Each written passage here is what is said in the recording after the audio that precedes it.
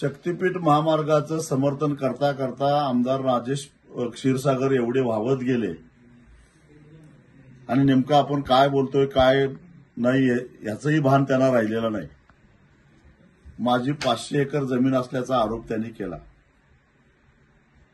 मी कोल्हापूर जिल्ह्याच्या बाहेर असल्यामुळे मला ते उशिरा समजलं.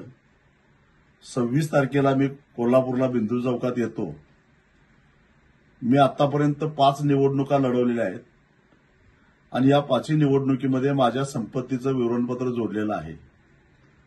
या व्यतिरिक्त अजून काही माझी चल अचल संपत्ती असेल तर त्याचे पुरावे राजेश क्षीरसागरांनी 2 दिवसामध्ये गोळा करावेत आणि एखादा बंगला असेल, एखादा भूखंड असेल, एखादी जमीन असेल, सातबारा असेल, ते सगळं 26 तारखेला दुपारी 12 वाजता कोल्हापूरच्या बिंदू चौकामध्ये घेऊन यावं.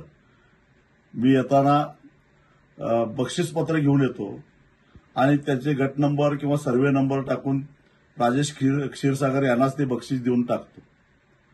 माझं आव्हान त्यांनी हे स्वीकारावं. मी बरोबर 12 वाजता 26 जुलैला कोल्हापूरच्या बिंदू चौकामध्ये येणार आहे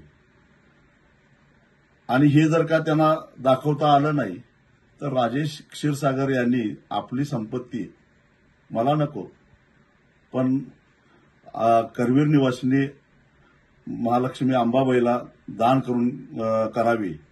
त्याचा आपल्याला चांगल्या पद्धतीनं विकास करता येईल. एवढं आव्हान त्यांनी आता स्वीकारावं.